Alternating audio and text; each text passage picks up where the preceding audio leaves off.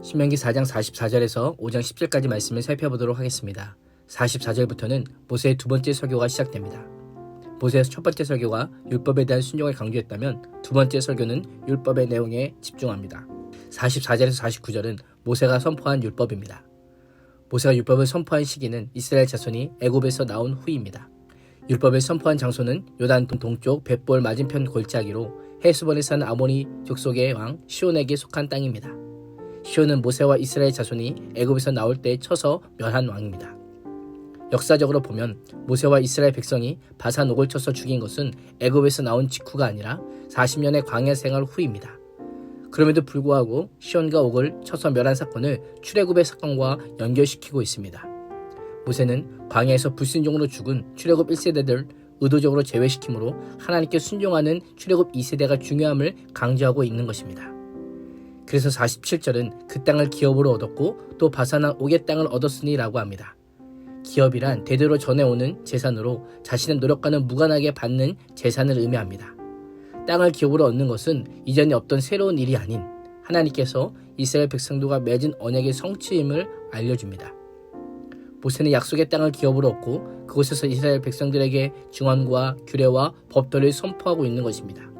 이스라엘은 하나님께서 예비하신 땅을 얻기까지 믿음으로 싸워야 하는 수고를 감당해야 했던 것입니다. 하나님께서는 예수 그리스도를 믿는 우리에게도 영원한 기업을 예비해 두셨습니다.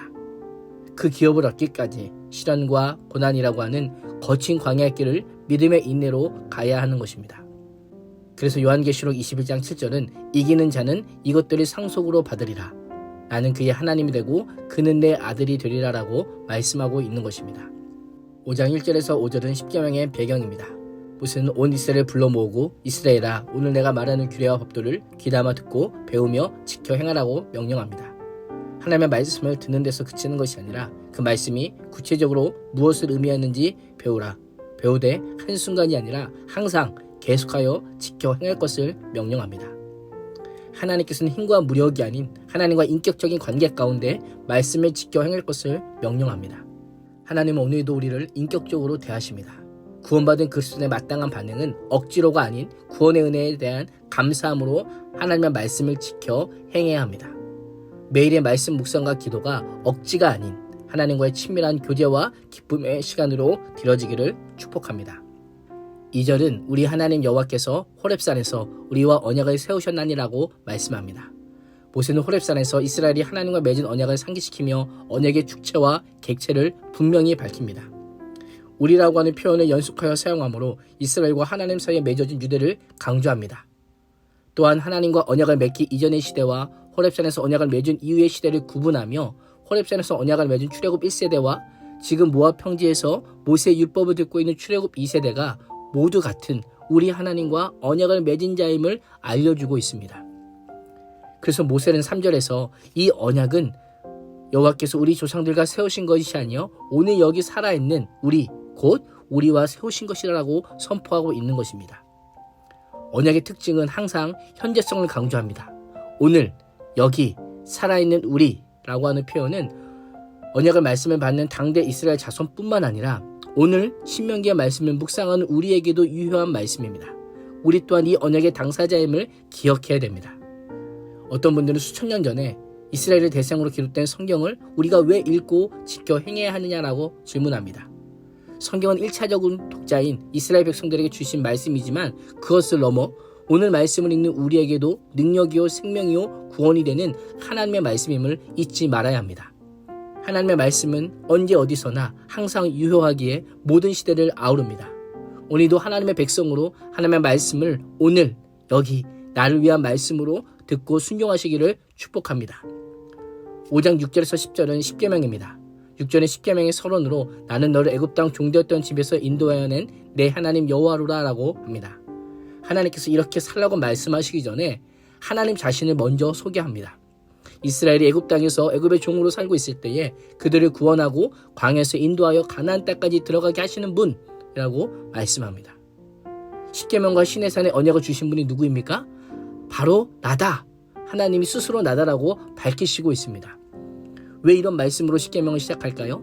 이스라엘이 어떤 행동을 통해 구원을 얻은 것이 아니라 여호와 하나님의 전적인 은혜로 구원받았다는 사실을 강조하기 위함입니다.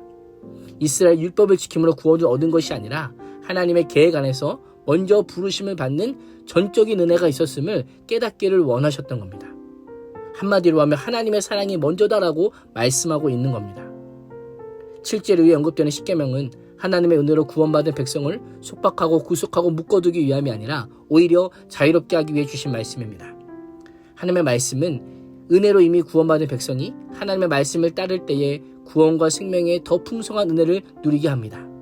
또한 하나님의 말씀에서 벗어나지 않도록 하는 안전장치가 되는 것입니다.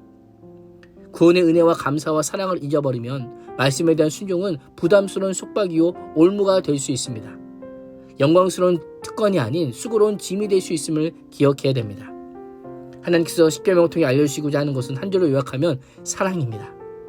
10가지 십계명을 단순히 문자적으로 준수하라라는 것이 아니라 그 동기와 목적이 하나님 사랑, 이웃 사랑이기를 원하신다라는 겁니다. 사랑으로 계명을 지킬 때 천대까지 은혜를 베푸시겠다라고 약속하십니다.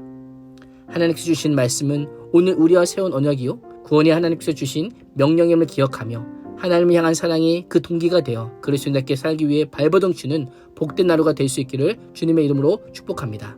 기도하겠습니다. 하나님, 구원의 하나님께서 오늘 나에게 주신 언약의 말씀을 힘써 듣고 배우며 지켜 행함으로 우리를 향한 하나님의 사랑을 깨달아 알게 하여 주옵소서. 예수님의 이름으로 기도합니다. 아멘.